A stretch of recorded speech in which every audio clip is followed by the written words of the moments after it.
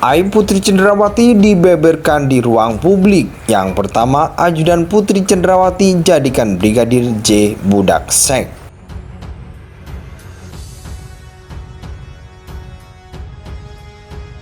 Apakah jangan-jangan menjadi budak nafsunya Putri Cenderawati dalam tanda kutip ya? Karena nafsu itu kan banyak hal, teman-teman. Menuruti segala macam perintahnya, melakukan hal-hal yang sifatnya ilegal, itu juga salah satu hal negatif di sini. Undang-Undang Nomor 12 tahun 2022 tidak ada definisi dalam korban itu wajib perempuan. Gak ada, buka.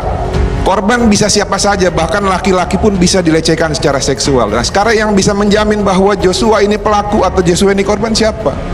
Kalau saya menduga, karena ada relasi kuasa di sini, dugaan keras justru yang mau diperkosa itu adalah Joshua, bukan? Relasi. Saya berulang kali itu pula mengatakan saya tidak teryakinkan sudah ada pelecehan seksual. Bahkan sebaliknya, andaikan harus dipaksakan ada peristiwa pelecehan seksual, maka justru perkiraan saya mendiang Brigadir Yosua bukanlah pelakunya, tapi justru korbannya.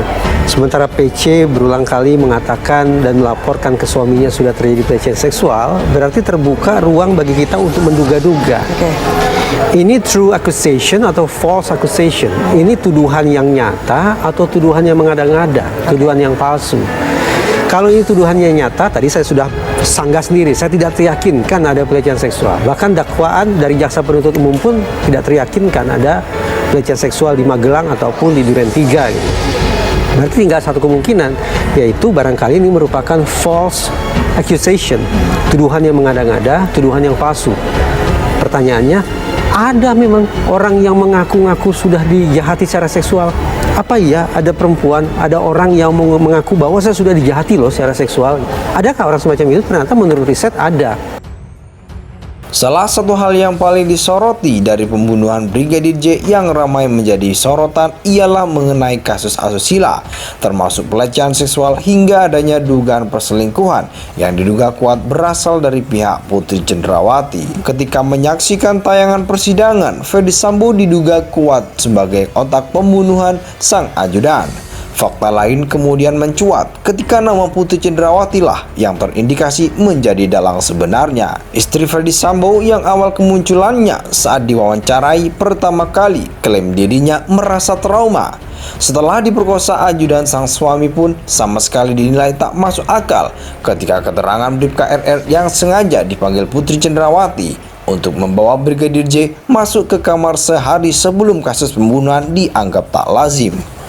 Memiliki kewenangan penuh seperti sang suami, justru Putri Cenderawati lah yang dinilai memiliki potensi yang paling tinggi untuk melakukan pelecehan seksual kepada Brigadir J yang diduga menjadi budak seks sejak 6 bulan lalu.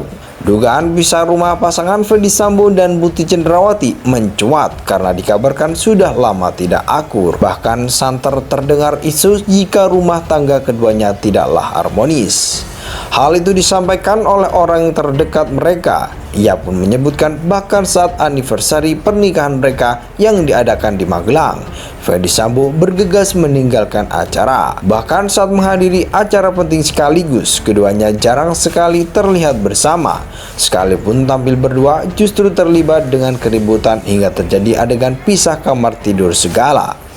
Dikenal sebagai ratu drama, Putri Cenderawati pun justru mengungkapkan hal yang sebaliknya di depan kamera. Selain mengaku sayang dan cinta, kemunculannya pertama kali di Makobrimob tersebut mengindikasikan jika dirinya sedang melakukan kebohongan. Bagaimanapun juga, anak-anak Ferdy Sambo membutuhkan figur orang tua yang bisa mendampingi tumbuh kembangnya. Terlihat sekali jika Ferdy Sambo lebih mencintai sang anak, meskipun dirinya kesal dengan tingkah sang istri yang kedapatan main seorang dengan ajudannya. Beberapa kali kedapatan berusaha berbohong untuk melindungi diri dari jeratan hukum. Kebohongan lain yang diungkapkan Putri Cenderawati pun membuat pihak merasa dibodohi. Misalnya saat pengakuan istri Ferdy Sambo tersebut yang menyebutkan jika Brigadir J mengancamnya saat berada di Magelang.